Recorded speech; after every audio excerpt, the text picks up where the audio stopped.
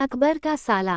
अकबर बीरबल की कहा। अकबर का साला हमेशा से ही बीरबल की जगह लेना चाहता था। अकबर जानते थे कि बीरबल की जगह ले सके ऐसा बुद्धिमान इस संसार में कोई नहीं है। फिर भी जोरू के भाई को वह सीधी ना नहीं बोल सकते थे। ऐसा करके वह अपनी लाडली बेगम की बेरुखी मोल नहीं लेना चाहते थे। इसलिए उन्होंने अपने साले साहब को एक कोयले से भरी बोरी दे दी और कहा कि जाओ और इसे हमारे राज्य के सबसे मक्कार और लालची सेठ दमड़ीलाल को बेचकर दिखाओ। अगर तुम ये काम कर गए तो तुम्हें बीरबल की जगह वजीर बना दूंगा। अकबर की इस अजीब शर्त को सुनकर साला अचंभे में पड़ गया। वह कोयले की बोरी लेकर चला तो गया, पर उसे पता था कि वह सेठ किसी की बातों में नहीं आने वाला, ऊपर से वह उल्टा उसे ही चूना लगा देगा। हुआ भी यही, सेठ दमड़ीलाल ने कोयले की बोरी के बदले एक ढेला भी देने से इनकार कर दिया। साला अपना सा मुंह लेकर महल वापस लौट आया और अपनी हार स्वीकार कर ली। अब अकबर ने वही काम बीरबल को करने को कहा।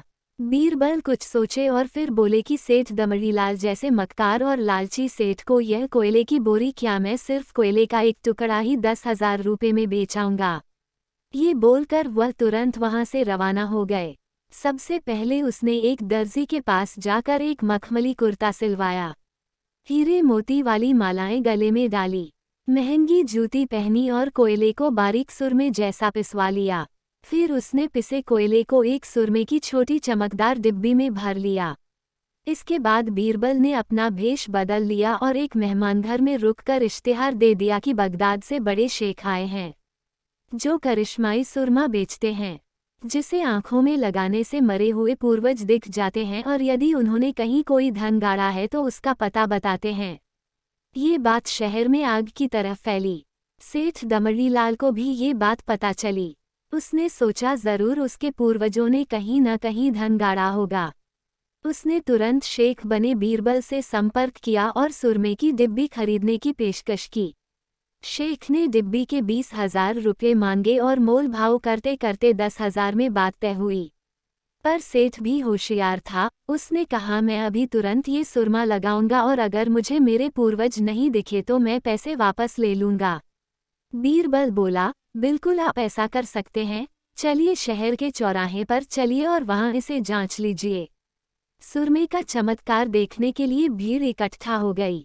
तब बीरबल ने ऊंची आवाज में कहा, ये सेठ अभी ये चमत्कारी सुरमा लगाएंगे और अगर ये उन्हीं की औलाद हैं जिन्हें ये अपना माँ बाप समझते हैं तो इन्हें इनके पूर्वज दिखाई देंगे और गड़े धन के बारे में बताएंगे। लेकिन अगर आपके माँ बाप में से किसी ने भी बेईमानी की होगी और आप उनकी असल औलाद नहीं होंगे तो आपको कुछ भी नहीं दिखेगा। और ऐसा कहते ही बीरबल ने सेठ की आंखों में सुरमा लगा दिया। फिर क्या था, सिर खुजाते हुए सेठ ने आंखें खोली।